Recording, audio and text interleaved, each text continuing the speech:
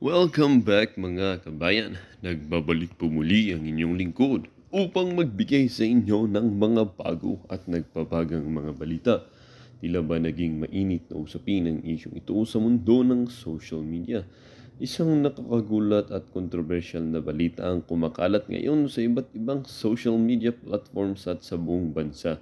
Ayon sa mga ulat, nanganib ang buhay ni former President Rodrigo Roa Duterte dahil sa umano'y masamang balak ng asawa ni Presidente Kuting na si Lizatanas Mags.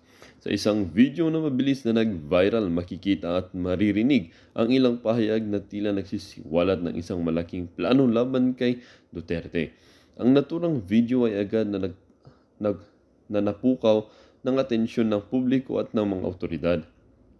Maraming netizens ang nagpakita ng kanilang suporta at pagmamalasakit kay Duterte, na kilala sa kanyang matapang na pamumuno at malasakit sa bansa. Ang iba naman ay nagpahayag ng kanilang pagkabahal at galit sa posibleng panganib na kinakaharap ng dating Pangulo. Samantala, ang kampo ni Lizatanas Mags na hindi pa nagbibigay ng opisyal na pahayag kaugnay sa mga akusasyon. Gayunpaman, ayon sa mga ilang mga eksperto, mahalaga ang agarang pag-iimbestiga sa isyung ito upang matiyak ang kaligtasan ng lahat ng sangkot. Ang palasyo ay nagpahayag na handa silang makipagtulungan sa mga kaukulang ahensya upang maimbestigahan ang naturang insidente. Ayon sa presidential spokesperson, hindi natin pwedeng baliwalihin ang ganitong klase ng banda, lalo na kung ang kaligtasan ng isang dating pangulo ng bansa ang nakasalalay. Patuloy na inaabangan ng publiko ang susunod na mangyayari at ang magiging resulta ng investigasyon. Ang isyong ito ay isang paalala sa kabila ng mga modernong teknolohiya at mabilis na pagkalat ng impormasyon, ang kaligtasan at katiwasayan ng bawat isa ay dapat laging binibigyan ng pansin. Well, para nga sa buong impormasyon ay panoorin na lamang ang buong video. At kung bago ka pa lamang sa aking channel, huwag kakalimutang mag-subscribe. Pindutin ang notification bell at piliin ang all upang laging maging updated sa mga bago at nagbabagang mga balita. At sa mga solid viewers naman natin dyan, maraming salamat naman po sa patuloy na pagtangkilik sa ating channel. Tuloy-tuloy lang po ang laban para sa katotohanan at para na rin sa kinabukasan ng ating pinakamamahal na bansang Pilipinas. Ligtas na matapos tangkaing patayin si former US President Donald Trump. It's a good thing na ligtas na si Trump. Okay, klaruhin natin. Siyempre, pumunta ito ng hospital at the update is ligtas na po si Trump. Trump sa gitna ng kanyang campaign rally sa Pennsylvania sa Amerika. Sa tenga, tinamaan ng bala si Trump habang 3 sibilyan ang nadamay. Kaya nga ako yung sniper po, talagang may plano siya na talagang isyusyutay itong si Trump. Pero sa tenga lang daw tumama. Okay? Sa tenga tumama dahil nga merong mga nakasabi doon na bago niya pinutukan itong si Trump, marami ng mga nakatuklas sa shooter. Okay? Meron ng mga nakakita raw sa kanya, no? At yung marami ring nagsasabi na baka nagpanic yung shooter kaya pinutok ka agad dahil na nakita na siya . So ganun yung mga istorya, meron ng ganyang anggulo. Kaya nga hindi masyadong natamaan talaga na in target, no? Pero peligro pa rin.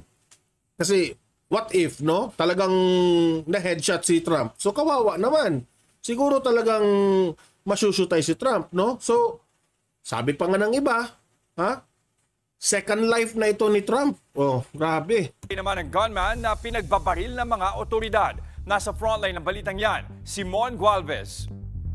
Sa Butler, Pennsylvania, dinala si former Mamaya pakinggan natin ang sinabi ni PBBM dito at ni Duterte, okay? US President Donald Trump ng kanyang campaign trail para sa kanyang re-election bid sa Nobyembre.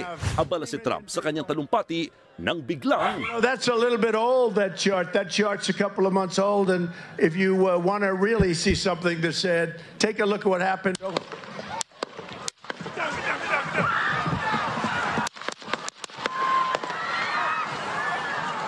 Sunod-sunod na putok ng baril ang umalingaw-ngaw na pahawak sa tenga ng dating Pangulo bago siya dumapa sa podium. Agad namang pinalibutan ng Secret Service security si Trump.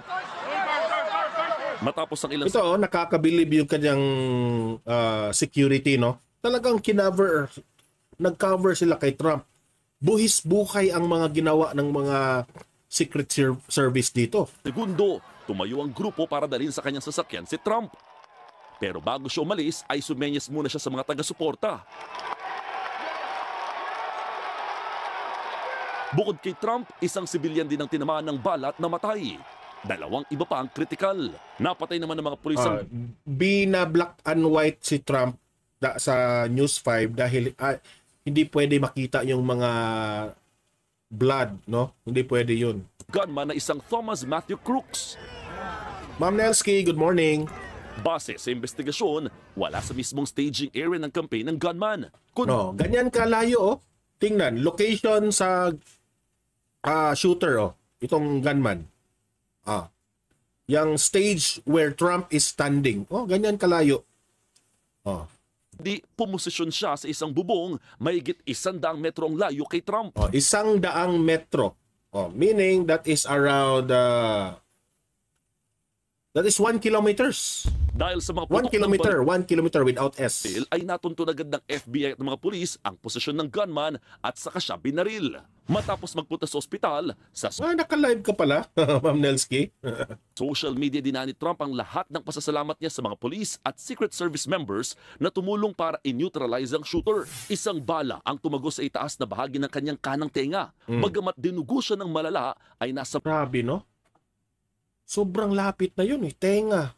Pwedeng matamaan siya dito o sa mata. Grabe. Ang swerte talaga ni Trump. Ayaw pa siya talaga kunin ni Lord. May ano ito eh.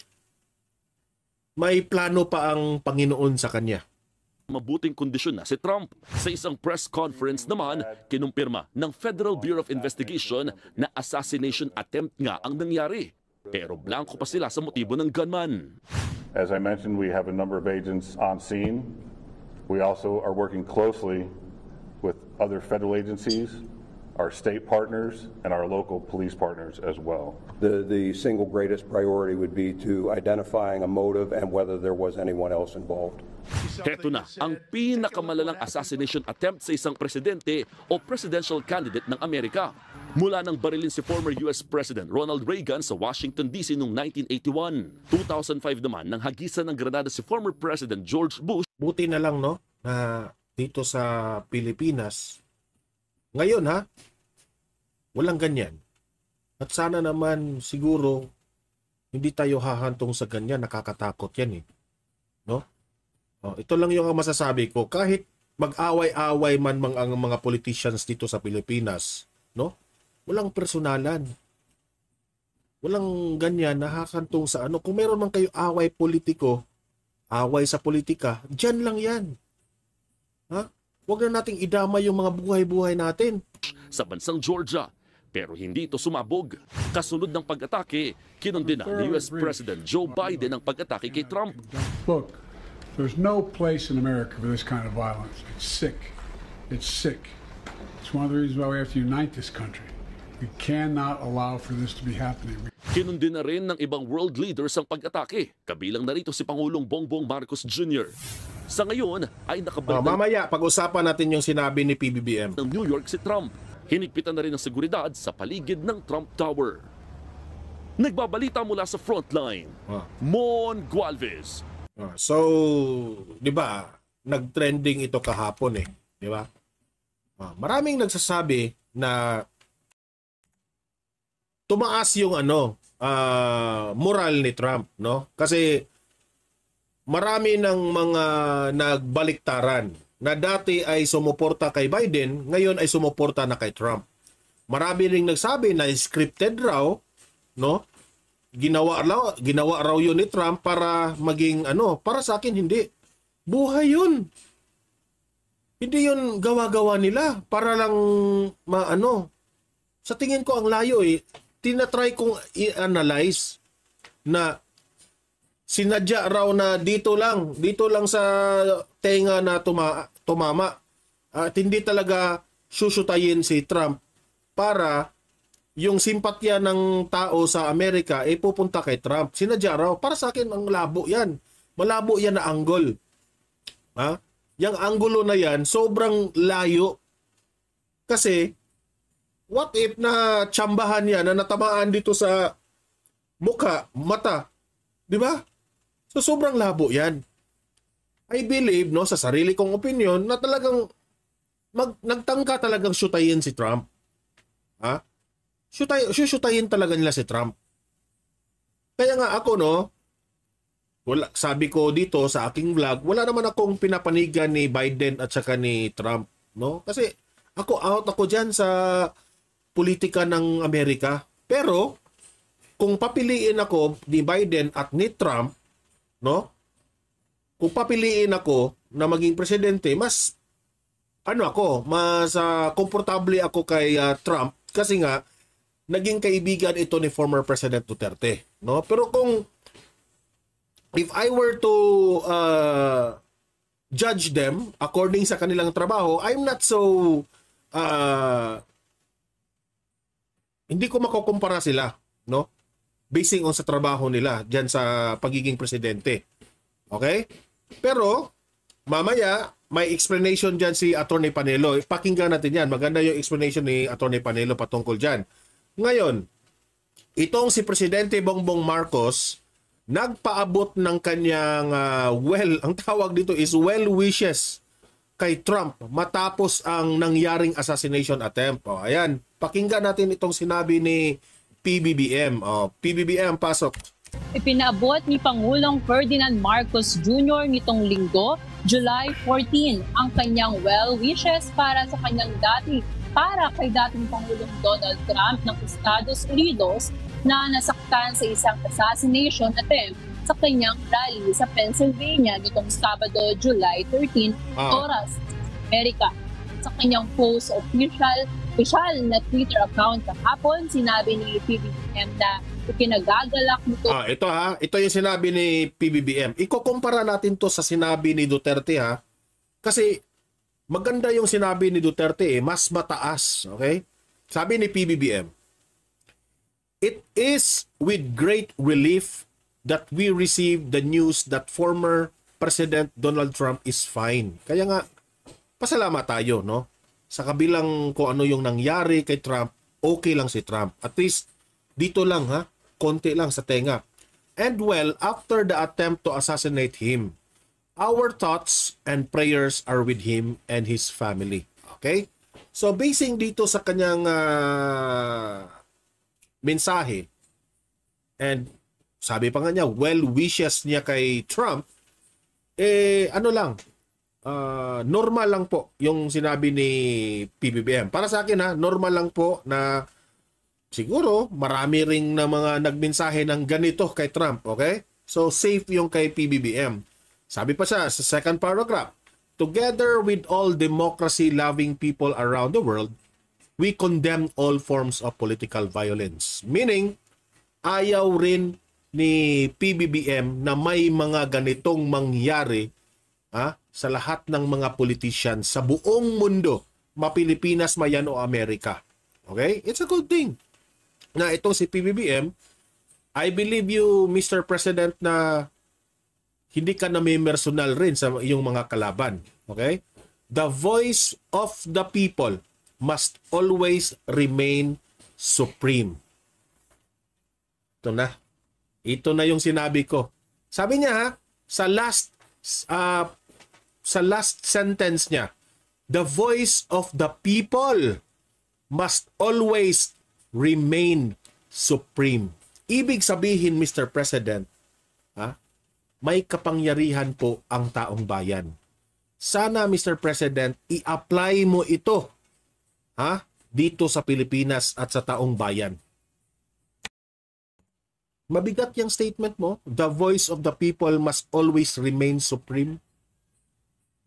So, hindi kami nagkamali, Mr. President. Pakinggan mo ang taong bayan, Mr. President, kung ano ang problema, kung ano ang hindi nila nagustuhan sa inyo, Mr. President. Makinig ka. Kasi the voice of the people must be always remain supreme. Mahalaga sa inyo ang boses ng masa, boses ng taong bayan, di ba? At bakit hindi mo pinakikinggan, Mr. President? Kaya sabi nga ni Panelo, i-apply mo yung sinabi mo. The voice of the people must always remain supreme. Ayan, ilang ulit ko nang binasa, oh. Paulit-ulit na ako. Ha? You apply that one, Mr. President. Yung hirap sa inyo, Mr. President, puro ka kasi daldal ng bibig mo.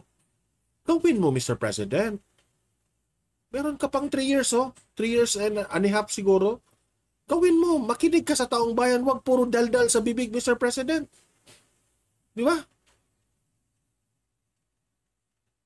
Huwag puro daldal. Ano ka pa? The voice of the people must always remain supreme. O, pa ganyan-ganyan ka pa. Pero dito sa Pilipinas, hindi mo yan ginawa. O ngayon, ikukumpara natin sa sinabi ni former President Duterte. O, Mr. President Duterte, pasok yung aming tatay namin. Nakakisa si dating Pangulong Rodrigo Duterte sa pagkondena sa tangkang assassination kay former United States President Donald Trump habang nagsasalita sa isang campaign rally sa Butler, Pennsylvania bandang gabi nitong Sabado, July 13 na. Sa inilabas na pahayag ni Duterte, sinabi nitong isang wake-up call ang nangyaring pamamaril kay Trump na hindi ligtas ang sinuman na kahit ang dating presidente at presidential candidate na nasa isang pinakamakapangyarihang nasyon sa... So, ibig sabihin ni Duterte, Tatay Digong natin, na ito raw pangyayari na patungkol po dito kay Donald Trump. Ha? Nakakatakot ito. Ha? At dapat natin itong bantayan. Sabi pa nga dito, Saturday night is a chilling indictment of our times. It is a wake-up call. Sabi ni Duterte, ha, dapat magising na tayong lahat sa mga ganitong pangyayari. It is a wake-up call that no one, kahit sino ka man, not even the former president and the leading presidential candidate, is safe even in the most powerful nation on earth. Maganda talaga yung sinabi ni Duterte, oh. May laman. Mas may laman, ha? Oh, you cannot compare ang utak ni Duterte at ang utak ni PBBM. Ang sinabi po ni Pangulong Duterte dito, generalize niya na dapat, ha, mag-ingat ang lahat ng mga politicians. Kasi kung gaano ka pa ka-powerful, gaano ka pa ka-safe, no, na country, and remember, ang Amerika po is one of the masasabi nating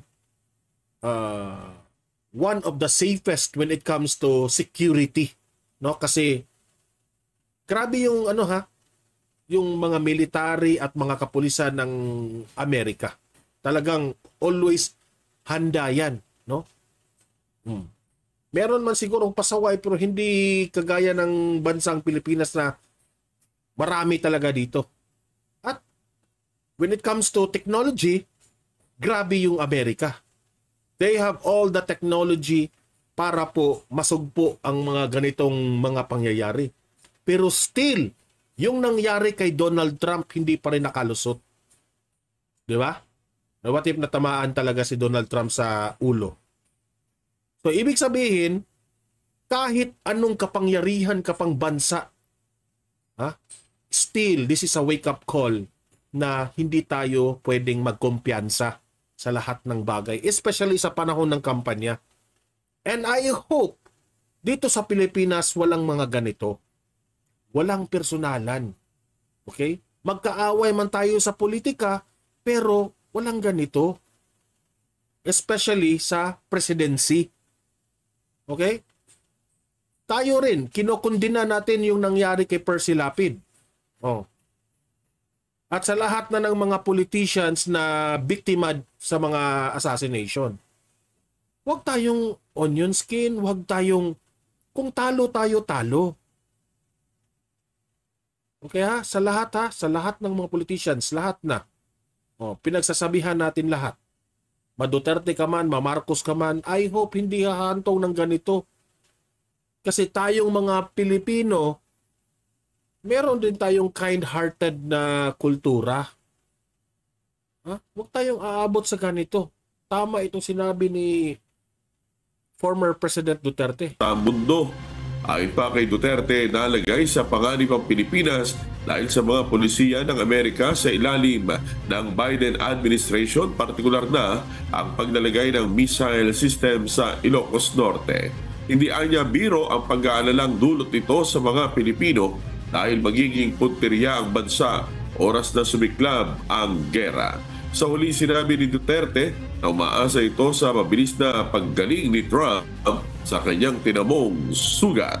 Umaasa rin ito sa mabuting may dudulot sa Pilipinas ng resulta ng paparating na eleksyon sa Amerika. So, kung tutuusin mas mataas yung mas mataas yung mensahe ni Duterte compare dito kay PBBM. Kasi yung mensahe po ni Duterte, generalize niya. Hindi lang kay Trump sa lahat na ng mundo, lahat ng bansa.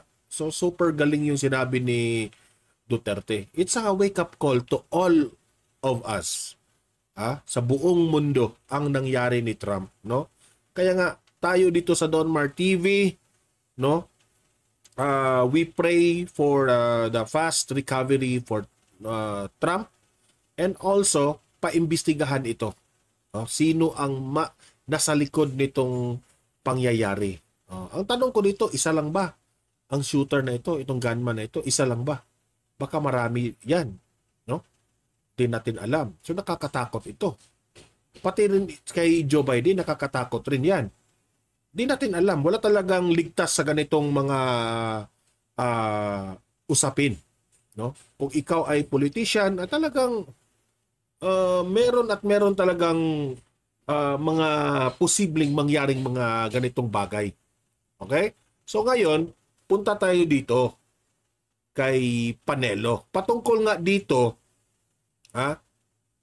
sa nangyari ngayon kay Castro. Okay? Ano ba ang nangyari kay Castro? Alam natin si Castro, wala itong ibang ginawa kundi bumatikos kay BP Sara, bumatikos sa mga Duterte. Lagi nilang kinakasuhan itong mga Duterte pero absuelto naman. Pero ngayon siya hinatulan at ang desisyon ng korte, guilty. Ito, pakinggan natin. Okay. Media Network International. Wait muna kasi i-forward natin, okay? Kasi yung kanina programa ni Panelo Pinalang kamo at being convicted.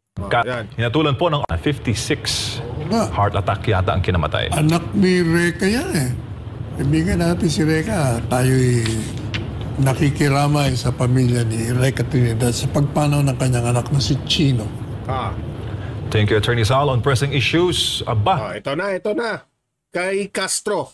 Breaking news muna tayo dahil si Saturo Campo at Franz Castro hinatulan po ng RTC Davao. So dalawa sila si Saturo Campo at si Franz Castro. Del Norte sa Tagum City na guilty sa kidnapping at guilty. Franz Castro, ano na? Franz Castro, ano na? Paliwanag mo ito. Pero may official statement na ba si Castro dito? Guilty si Castro. Pero pwede pa silang mag-appeal dito. So meaning sabihin, guilty, ginawa talaga nila. Ginawa talaga nila ito. Ang sa akin lang, grabe grabe ka mangbatikos kay BP Sara. Pero mas grabe pala yung kasalanan mo. Kaya nga, Castro, bago ka bumatikos, mang-aakusa sa mga Duterte, kina BP Sara, kung sino mang mga, ano bang yung mga ibinabato na batikos nyo, tumingin ka muna sa salamin, Castro. Yan ang hirap sa inyo eh. Turo kayo ng turo, batikos kayo ng batikos, ha? Na hindi kayo nananalamin. Mas grabe nga kayo eh. Guilty na yung judgment sa inyo. Kayo nga ako pa sa iyo, Castro, tiklop ka na lang ng bibig mo kasi wala kang right para batikos-batikos sa mga Duterte. Wala kang right para kung ano-anong accusation nyo.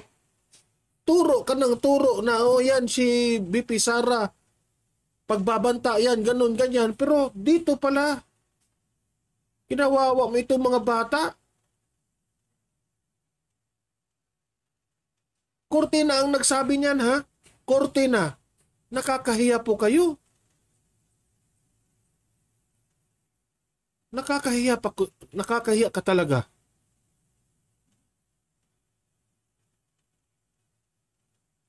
Huwag kang mambatikos. O, ngayon na hinatulan ka, paano na yan? Ha? Sino na naman ang pagbibintangan mo rito? Na korte na yung nagsabi.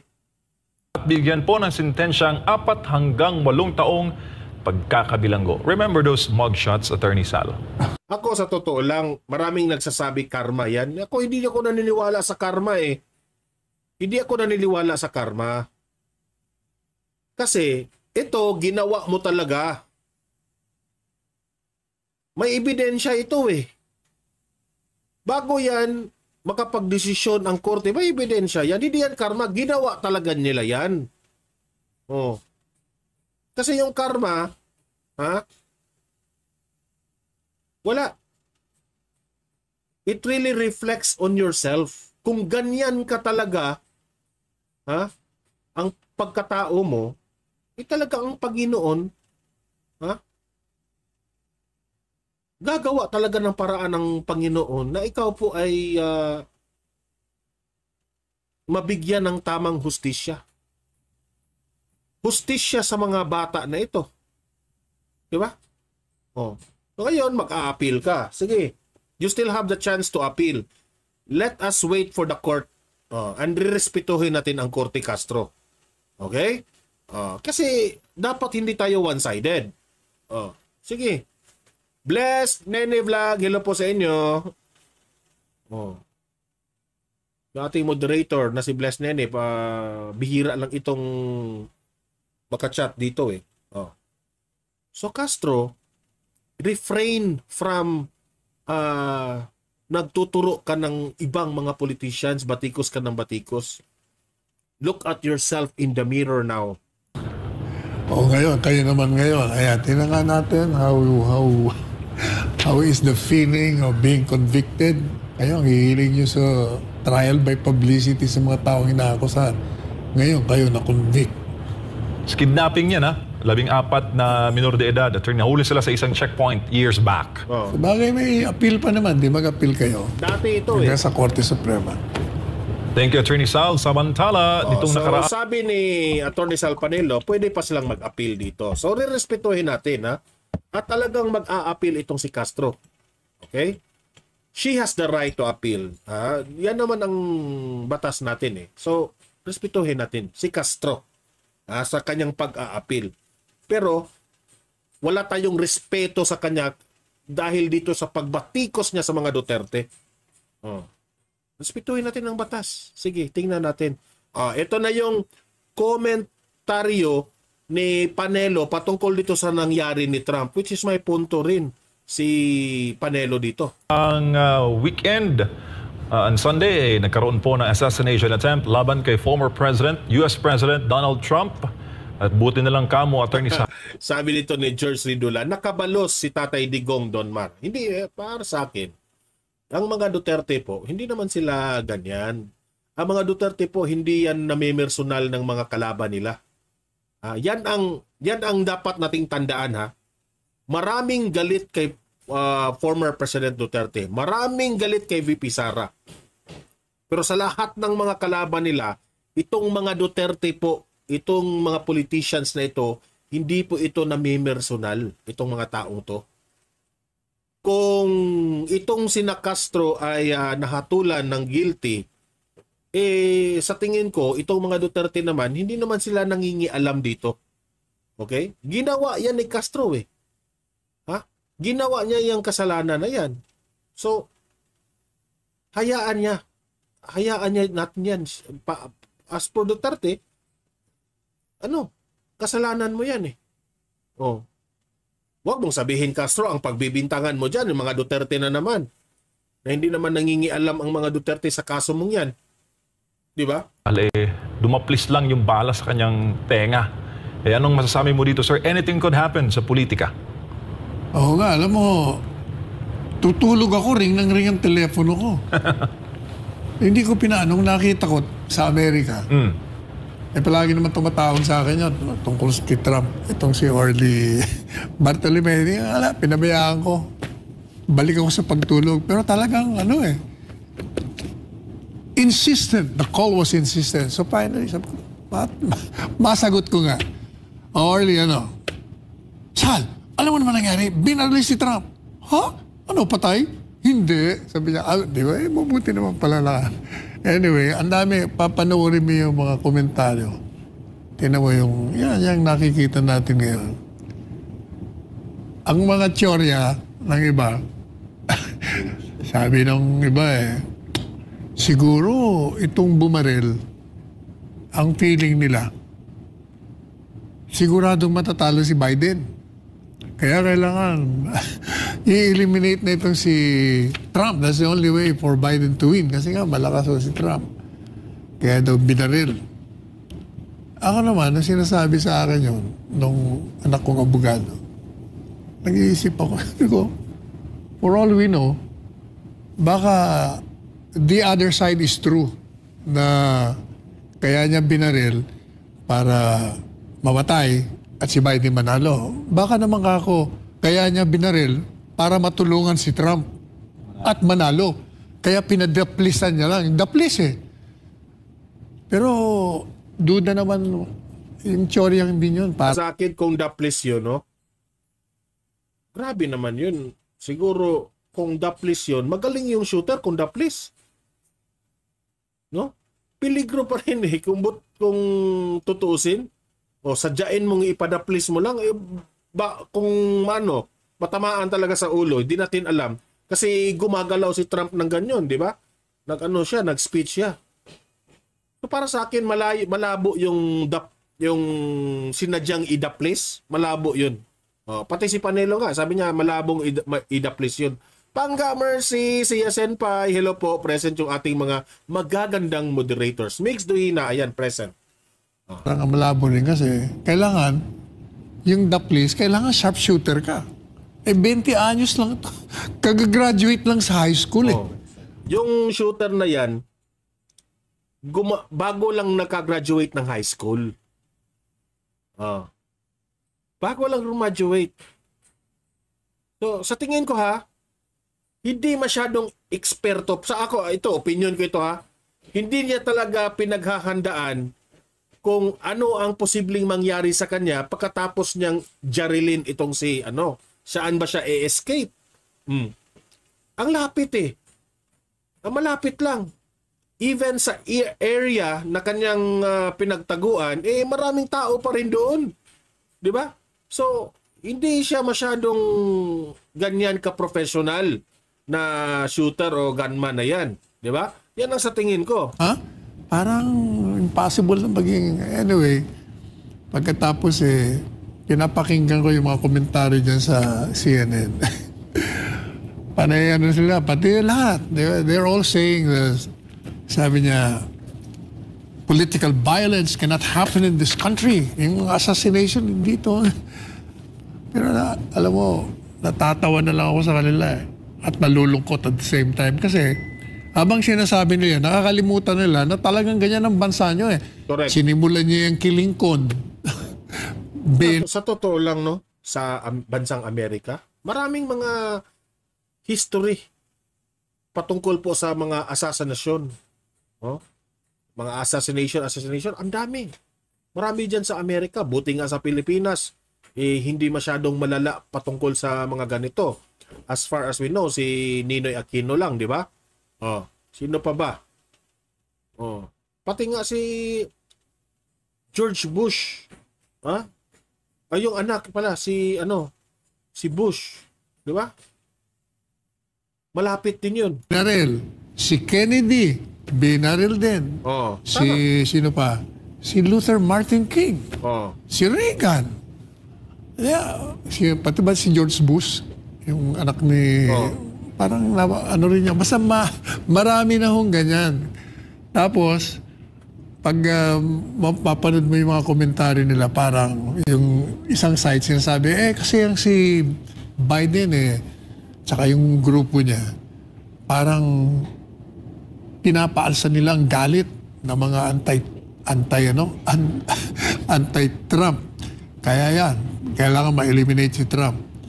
Pero sa kabilang banda, yung isa naman, hindi, kayo, ganyan din kayo Madalit sabi, both of them are Teresita Oliveros, hello po. Welcome to Donmar TV. Contributing to the kind of Alfreda Humamil, welcome to Donmar TV. Violence that is happening in the United States.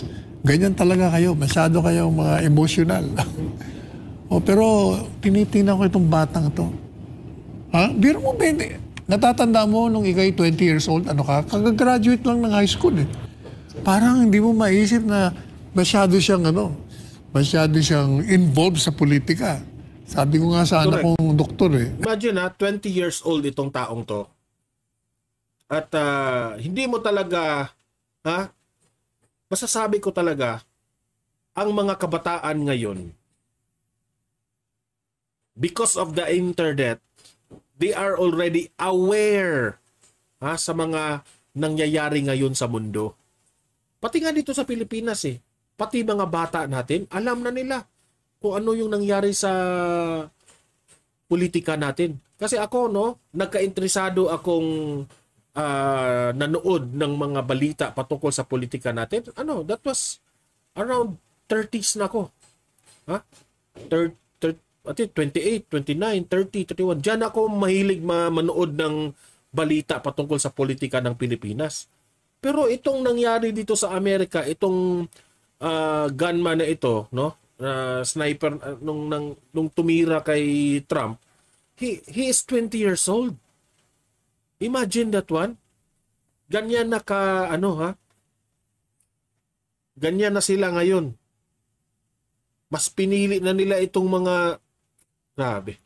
Sabi ko, ikaw 33 ka lang, hindi ka naman nga involved sa politika, pero 20 years old, ang babaril na para dahil lang sa politika. Ibang klase talaga mga Amerikano. Tsaka maraming mga malalaking negosyante sa US ang nagbitiw na ng suporta kay Trump. After that, for one, si Elon Musk, susuportahan niya all the way si President Trump sa eleksyon. Marami ding mga notable personalities na nagpahayag. Kasi ito iimbestigahan ito. Talagang iisipin ito bang taong to, ito bang jumaril kay Trump, ito ba ay tauhan ng ibang partido? Sino ba ang may utos sa inyo? O talagang galit lang ba siya kay Trump? Talagang iimbestigahan niya at yan ang hihintayin natin. Kasi magagalit, sa totoo lang, magagalit rin itong mga mga supporters ni Trump dito. Ay baka inuutusan ito sa kabilang kampo. Baka merong ganyan. Kasi kung kung i-observe mo ngayon, pati itong si Joe Biden rin, hindi rin niya ginusto ang sinapit ni Trump. Pati mga supporters ni Biden, galit rin sa ginawa nila kay Trump. So talagang paiimbestigahan yan. Ngayon, malaki na ang chance na mananalo talaga si Trump dito. At meron pang sinabi si Attorney Panelo dito patungkol po sa relasyon ni Trump at ni Duterte. Kasi sabi dito, if si Trump ang mananalo this coming election, malaki ang chance na bababa ang tensyon ng China at Pilipinas. Kasi si Trump, ayaw niya ng gulo with China. So hindi ko lang alam kung ano ang magiging relasyon ni Trump at ni PBBM. Kaya nga, mas maganda, this coming 2028 election, mananalo ang mga Duterte. Kasi kung mananalo ang mga Duterte at si Trump yung presidente ng Amerika, malaki yung chance na friends tayo again with China. Friends naman tayo talaga with China Ito lang talaga gobyerno natin. Hindi lang talaga maganda ang kanilang approach sa China. Yan ang totoo. Magre-real talk tayo, okay? So, pakinggan natin itong sinabi ni Panelo patungkol sa relasyon ni Duterte at ni Trump. Okay, play. Na for Trump sila sa 2024. For Trump na. For Trump na. Dati si Musk, kay Biden ba siya dati? Something like that. Talaga. Maraming bumaliktad from Joe Biden, nagpuntahan na dito kay Trump. Ay si George Clooney. Biden yun. Biden, pero sinabi niya, palitan na natin si Biden. Oo, nakaraan. Ano kaya kayo kung saan na siya? Ba't hindi kasi sinabi ni Biden noong nakaraan, sir? Naalala mo, tinawag niya si Zelensky na, ladies and gentlemen, the President of Ukraine, President Putin. Kanina, nung nagsasalita si Biden, di ba, meron siyang state of the... parang nagsalita siya sa publiko tungkol kay Trump. Sabi niya, nakalimutan niya yung former president. Sabi niya, former Trump. Nawala yung president Medyo matanda na kasi si Biden Talagang may edad na. Sir, dito tayo sa statement ng ating former at current president. Sabi dito ni dating Pangulong Duterte, and I quote dito sa kanya. Tingnan muna, anong sinabi muna ng presidente natin? Bago si Presidente Duterte. Okay, ito muna. Yung carrot muna, ano sabi? Sabi ni PBBM, it is with great relief that we received the news that former President Donald Trump is fine and well after the attempt to assassinate him. Our thoughts and prayers are with him and his family. Last sentence, together with all democracy-loving people around the world, we condemn all forms of political violence. The voice of the people must always remain supreme. Voice of the people. Dapat i-apply niya sa sarili niya yun, Saka sa administration. Di ba? Tama yung sinabi natin. I-apply mo yan sa sarili, Mr. President Bongbong Marcos. The voice of the people, para sa inyo is, powerful. I-apply mo yan sa Pilipinas, Mr. President. Hindi mo pinakikinggan ang boses ng taong bayan dito sa Pilipinas The voice of the people. Tapos, ang sabi ni Presidente Duterte. Sabi ni Digong, American policies under the Biden administration towards the Philippines, particularly the installation of a missile system in Ilocos Norte, have placed the Philippines in considerable danger. It has generated no small amount of fear among Filipinos, worried that the country has now become a target if war breaks out anytime. Tapos, sinabi niya sa last, I join all who wish former President Trump a speedy recovery from wounds and whatever trauma caused by the failed assassination attempt. Ang layo, sir. Mas may sustansya, mas may laman, mas mabigat. Pati nga sila si MJ at itong si Panelo, mas may laman yung sinabi ni Tatay Digong compared to our president. Diyan mo talaga makikita makukumpara mo talaga ang the kind of leadership. Sa madaling salita, magre-real talk tayo dito. Alam kong maraming masasaktan dito. Si Duterte po ang mas magaling na leader kumpara kay Marcos. Deserve ni Duterte, bigyan natin ng clap sa sinabi niya kay Trump. Pero alam mo nung yung comment ko nung sinabihan ako na namatay na baril si Trump, ang sabi ko agad. Sabi ni Quincy maganda ang foreign policy ni Trump sa Asia po. Remember, yung bilateral talks nila ni Kim Jong-un for 3 times kahit nag-fail at least may effort and sincerity. Good afternoon, Sir Donmar. Correct. Kaya nga, para sa akin, I hope babalik talaga ang Duterte at Trump na tandem. para babalik na naman ang mga investors dito sa Pilipinas? Ay, sigurado ng presidente ito. Sigurado. Presidente talaga destinido maging Correct. susunod na presidente. Tapos sinasabi nila, kasi totoo rin naman, yung shooter na pinatay, nandun lang sa isang building na malapit, parang 400 feet away or 150 yards away. Kumbaga mula rito hanggang doon lang yan sa may sa susunod na building natin eh. Bakit daw hindi nabantayan yun? Grabe. O nga naman. Pero iniisip ko naman, kasi ang dami, di ba? Daming SWAT, daming security aids. Yung Secret Service, daming nandun din. police. Tanta din. Nakita ko doon, baka kasi kako, habang may security, hindi kasi intindi ng security ng ikaw ay presidente. Talagang yun. It will, bawat sulok talaga doon, mga itaas. Kaya lang, former president lang siya eh. Correct. Kaya gano'n. Tsaka meron, di ba, yung palang isang... Malaking factor na medyo konti lang yung security people kasi nga hindi na presidente itong si Trump, no? So, syempre, ang presidente is si Biden, mas secure si Biden, no? Pero, ito, lesson ito sa lahat. Kahit ikaw ay tatakbo pa lang presidente, dapat bantayan talaga yung area. At tayo rin dito sa Pilipinas, this is a wake-up call.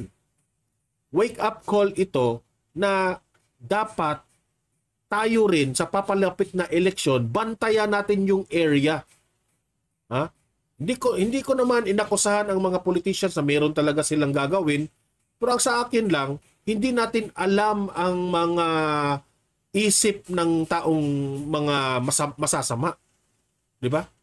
So, this is a wake-up call sa mga politicians ng Pilipinas na dapat magkaisa kayo, no? Labanan ang mga ganitong mga pangyayari. Di ba? Play. Isang pulis, nakaakyat at nag-eye contact silang dalawa. Kaya lang, nung tinutukan siya ng baril, hindi, ang sinabi doon he fell to the ground. Hindi ko malaman kung umalis siya o natakot siya o ano. Hindi, kung binanatan niya yun, nakapareho sila patay. Pero sir, years back, di ba, paano mo bang i-remind sa ating kababayan kung ano ba kalapit na magkaibigan ang paggalang ni Trump kay former President Duterte? Oo, kasi si President Trump, nakikita niya sarili kay Presidente Duterte. Ganon din naman si Presidente Duterte. Nakita niya sarili niya dun. Pareho sila matapang, pareho sila walang preno magsalita. Kita mo na, nabaril na eh. Ano pa? Fight. Para kang Sigbaro Fight. Yun ang cry ng Sigbaro. Fight. Ayun, tapang talaga. Ayan, no? Tsaka, ngayon nasa Milwaukee na siya. Ate na siya convention, kababaril lang eh. Nakabiyahe na kagad eh. Talagang okay to si Trump. Tsaka, personal na binisita, dinalaw ni Trump si PRD dito sa Pilipinas. Hindi lang siya. Pati si Chinese President Xi Jinping. Alam mo, makikita mo sir yung importansya ng isang Philippine leader kasi hindi siya pumupunta doon sa mga bansa eh. Siya ang pinupuntahan ng mga higante. Yan ang kaibahan ni Duterte at ni PBBM. Ngayon, sa panahon po ni PBBM, si PBBM po ang pumupunta sa mga leaders ng iba't ibang bansa. Remember that one. Pero nung panahon ni Duterte, si Duterte ang pinupuntahan ng mga leader dito sa pumupunta yung mga leader sa iba't ibang bansa. Pupunta dito sa Pilipinas para lang makakita kay Duterte. So tama talaga yung sinabi ni Duterte. Huwag kayo magalit PBBM is a weak leader. Sabi ni Duterte Hindi ko sinabi na isnabiro itong si Duterte kasi siya yung pinupuntahan. Hindi. Si Duterte po, ang kanyang prinsipyo when it comes to politics, nagugustuhan po ng mga leader ng mundo. Nagugustuhan nila yung prinsipyo ni Duterte. Dahil mahal na mahal nila si Duterte. Pati nga si Donald Trump, ha? Yun pa, yung tumatawag. Ha? Tatawag pa yan kay Duterte sa telepono. Gustong puntahan dito sa Pilipinas itong si Donald Trump. Ha? Idol, kumbaga ha, hindi ko makakalimutan ito. Idol ni Trump itong si Duterte. Ngayon, ang tanong ko sa inyo, may nag-idolize ba kay PBBM? Oh. Kaya nga ang daming mga foreign investors na nag-i-invest sa panahon po ni Duterte. Sus, kung wala pa talagang pandemic, uunlad na talaga itong bansang ito eh. Nag-pandemic pa kasi. Sana marami pa sanang naituloy na mga proyekto na dapat gawin po ni Duterte, pero nagkapandemya eh. Di ba? Nagkapandemya. Yun ang masakit eh. Pero itong si PBBM, ikot ng ikot dito sa iba't ibang bansa, wala namang foreign investors masyado. Compared yung mga nag-i-invest sa panahon ni Duterte at ni PBBM, ang layo kay PBBM. Pati nga si Russian Vladimir Putin, gusto niya si Duterte. Natutuwa siya kay Duterte. Ha? Yan ang ano. Yeah, tapos itong mga bangag vloggers na ito, itong mga tambaluslos vloggers na ito, itong mga ensaymada vloggers na ito, batikos kayo ng batikos sa mga Duterte, nakakahiya kayo. Nakakahiya kayo dahil kayo mismo kayong mga Pilipino bumabatikos kay Duterte. Na yung mga leaders nga sa iba't ibang bansa, gusto nila si Duterte. O, sinong panapaniwalaan ngayon? Vlogger lang kayo. At itong mga humahanga kay Duterte, mga iba't ibang world leaders humanga kay Duterte, they are safe if si Duterte ang nasa tabi nila. Dahil alam nilang si Duterte may prinsipyo, hindi plastic. O, hindi ko sinabing plastic si PBBM. Kayo nang humusga. Pero si Duterte po, hindi plastic. Nilabas niya kung ano yung kanyang totoong ugali sa mga leader ng iba't ibang mundo. Diba? So matatandaan ko talaga, tama itong sinabi ni MJ na si Duterte po ang binibisita ng iba't ibang leader sa mundo dito sa Pilipinas. At hindi ko yan makakalimutan. Diba? O, pahiya kayo ngayon. Yung mga bangag vloggers ni PBBM at itong tambaluslos vloggers, pahiya kayo ngayon. Patuloy. Ng mga lider ng China at ng Estados Unidos. Actually, kasi kahit sino, pag humanga ka sa karakter ng isang tao, talagang you'll be interested to see, to visit that person para makita mo, itong maman to. Tsaka isa pa nga, nakikita yung mga sarili nila dun sa tao eh. Kaya kumbaga nakikita nila sarili nila sa lawin, okay to, mana sa akin to . Kaya ayun, magkakaibigan silang tatlo. Tsaka hindi lang sir, red carpet din si PRD sa Russia. Kaso his visit was cut short. Diba? Red carpet siya sa Russia, si Duterte. Pero look at what happened ni PBBM nung pumunta siya sa Amerika. Look at the treatment of Japan compared to the treatment sa Pilipinas ng Amerika. Kawawa nga si PBBM doon yo. Binatikos ko nga yung Amerika sa treatment nila kay PBBM. Hindi ko nagugustuhan kasi presidente rin natin si PBBM eh. Pero binaboy nila yung treatment ni PBBM. Talaga makukupara ka, mas pabor sila sa Japan, ang Amerika. Huwag niyong tinututa-tuta lang yung mga leaders ng bansang ito.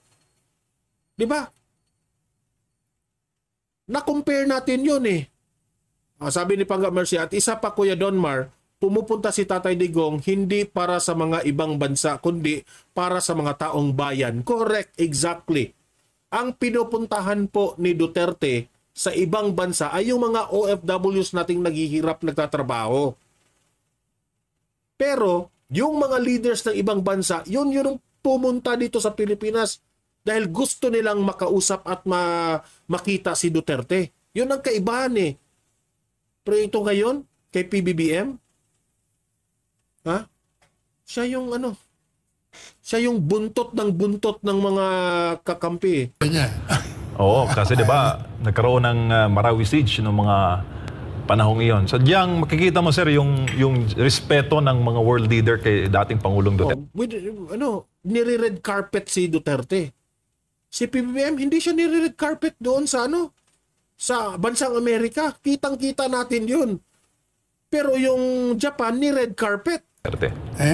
May karakter nga. Karakter itong bata natin eh. Pero itong sa pambata natin, bait eh. Bait mo, sir. Samantala, sa ibang balita naman, hindi isinasantabi ni Davao City Mayor Baste Duterte ang posibilidad na tumakbong senador. Kasama ang kanyang tatay. Ito na yung binalita natin kahapon na si Baste Duterte planong ano tawag dito? Kino-consider yung sinabi ni VP Sara patungkol po dito sa pagtakbo ng senador. Eto, pasok. Kapatid, sa susunod na taon ho yan. Yan ang report ni Hannah Jane Sancho. Nakabalo ba ko ang kambihan Sa isang pambihirang pagkakataon ay nagpaunlak si Davao City Mayor Sebastian Baste Duterte ng interview sa mga reporter na nakabase sa Davao City. Sa isang intimate meet and greet ay tinanong ng media si Mayor Baste kaugnay sa ilang isyu patungkol sa syudad ng Davao at iba pa.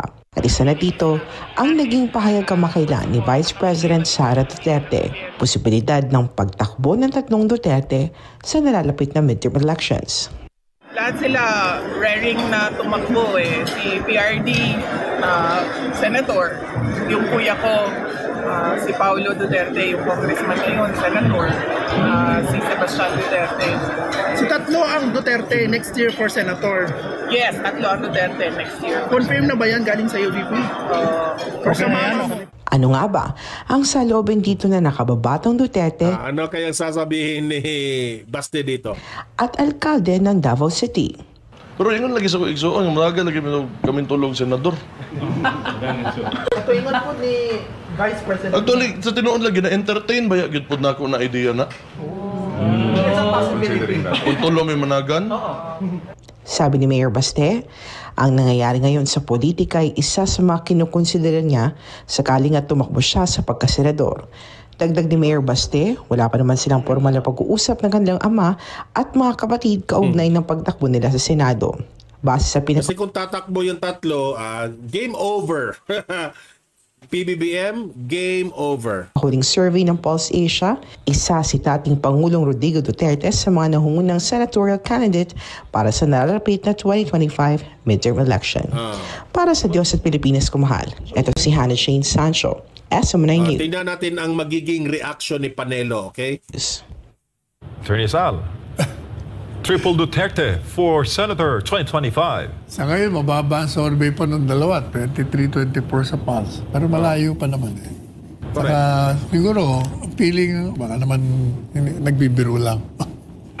Tingnan natin. Kasi kung magko-confirm itong dalawa, na seryoso yung pagtakbo, tataas yung dyan, rating yan. Alam mo, walang imposible sa politika. Lahat nangyayari. Tsaka nakikitaan ng kalidad ng kanyang tatay, si Mayor Baste. Well, dito nga nagtatapos ang bidyong ito. Kayo naman po ang aking tatanungin mga kabayan. Ano naman po ang inyong mga reaksyon sa balitang ito? Ang ating comment section ay bukas para sa inyong mga samot-saming reaksyon at komento. Lagi niyo pong tatandaan na bilang isang mamamayan ng bansang Pilipinas at bilang isang butante at bilang isang matapat na mamamayan na nagbabayad ng buwis dito sa bansang ito ay kailangan din natin magsalita at mag-react. Huwag kakalimutan, do not let your thoughts left unspoken. As citizen of this country, your thoughts matters. Muli po, kung bago ka pa lamang sa aking channel, huwag kakalimutang mag-subscribe at pindutin ang notification bell upang laging maging updated sa mga bago at nagbabagang mga balita. Huwag din kakalimutang mag-iwan ng like at i-share ang bidyong ito upang ang inyong pamilya, kaibigan at kakilala ay maging aware din sila sa kung anong nangyayari sa ating pinakamamahal na bansang Pilipinas.